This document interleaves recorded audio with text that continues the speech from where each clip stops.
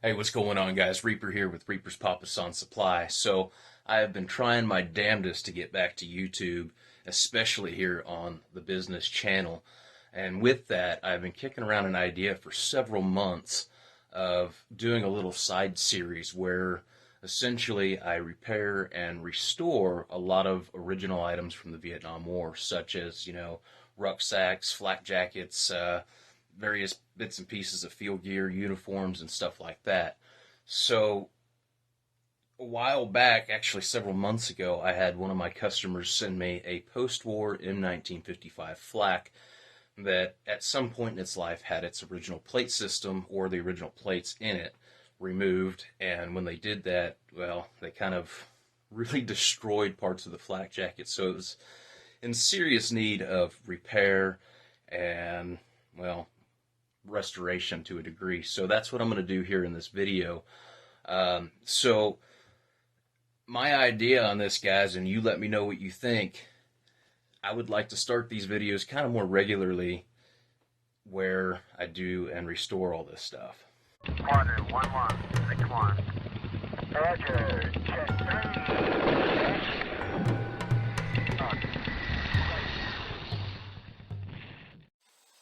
So this is basically how the vest was sent to me, guys. So at first glance, it doesn't look too terribly bad, now does it? Until you kind of get into looking at how they demilled this thing, which was pretty rough. So basically what they did is that they went into the vest, they cut it all open, and they removed all the plates by cutting the nylon. Well, when they did that, they basically ruined the nylon too, because they cut it so short cutting the plates out that you can't put plates back in it. So the plate system that was originally in this flak is just trash. So I've already gone ahead and unstitched part of this vest to kind of get in here and see what was going on. But to note, guys, when I got it, whoever had done all this work and removed everything did a very poor job of it, in a sense that they went through and they had cut all the stitching or ripped the stitching out, and instead of cutting the support stitching that you basically have every so many inches, so here's one, and you can see here that they connect the two parts of the vest and hold it together. Well, instead of cutting the support stitching, they basically tore it out and around it. So pieces like this or this is kind of what was left. So right there's a perfect example of where there was a support stitch up in here, and they went and cut around it. So what they did when they went back together and sewed this whole flak together, they just hand stitched everything all the way down and all the way around and back up. So here's another example of that, and right in there, which get the light. So that's that's just atrocious, man. It kind of looks like Frankenstein had a field day on this thing. So you got more of that down in here as well, where they just ripped it and then hand stitched it back together and just whatever. So what I'm going to go ahead and do with this vest, guys, is I'm going to take it, I'm going to get the plate system put back in it, and basically do my best to restore parts of this and sew all this original material kind of back together with a backing, and get this thing back together for the client and customer. So I'll show you guys as we go along kind of what we'll be doing and how we'll be doing some of it. So enjoy. Okay, so here's an example of what I was talking about with the plate system. So this is the original nylon that came out of that flak. This is actually one of the breast pockets. So you can tell with the plate system when they got in there and cut the plates out, they just cut along the bottom here and pulled the plates out. Well, when these are sewn into the flak, they're roughly about this size. They might have been about, maybe a 1/4 inch longer than this one. So that would have allowed for the plate to go in, and then they do their stitch, and then they do their reinforcement stitching at the bottom to hold it all in place. Well, when they cut it probably just took a razor blade and at the very bottom edge of the plate just cut it open and pulled it out. So you got all this fraying and damage, and there's absolutely no room left to have put plates back in this and sewn it back up. Actually, when I got the flak, I was hoping that's exactly what I could have done. It would have saved the customer some money and would have saved me a lot of time.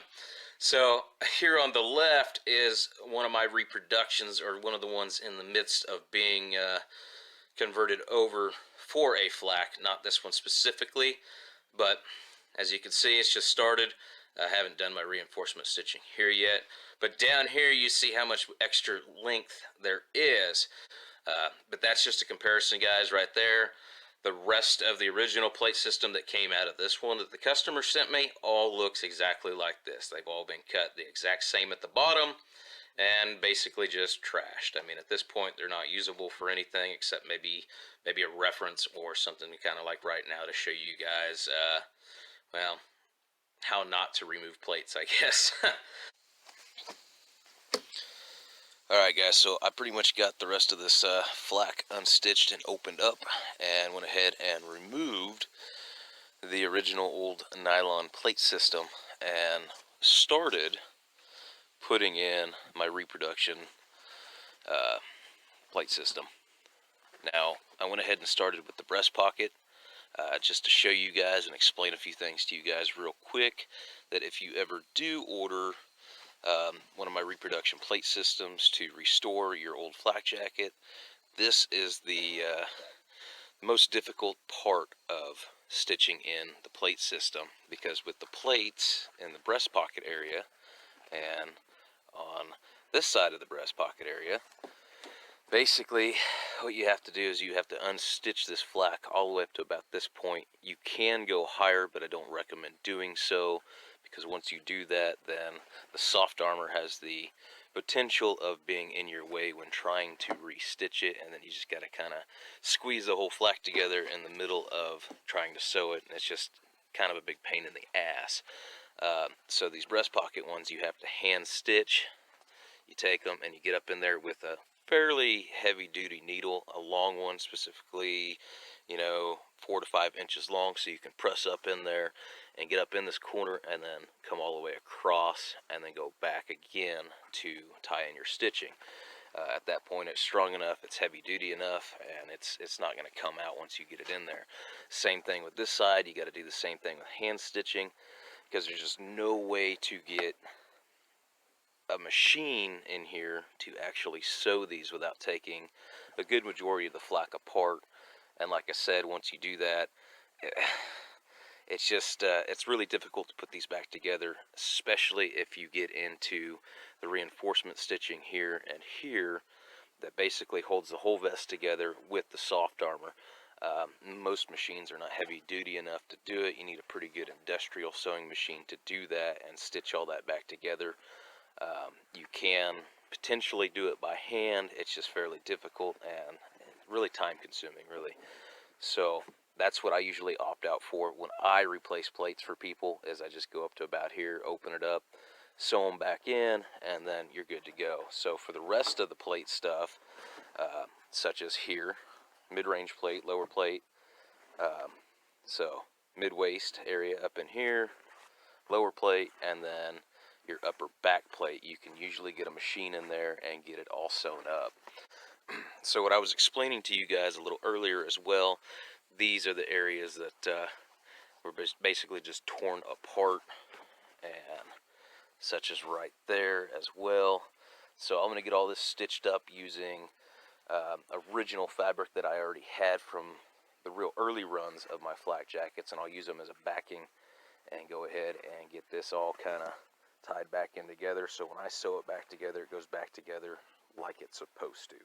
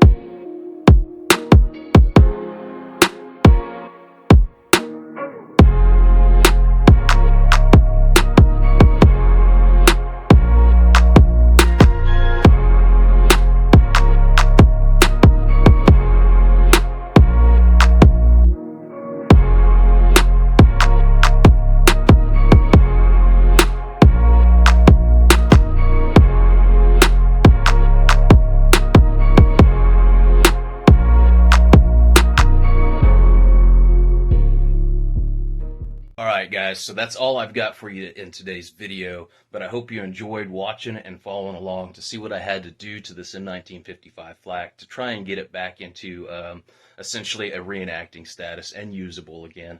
Please let me know in the comments below what you guys' thoughts, feelings, and ideas are for potentially continuing a series like this, restoring all original field gear and uniforms and flaks and whatnot.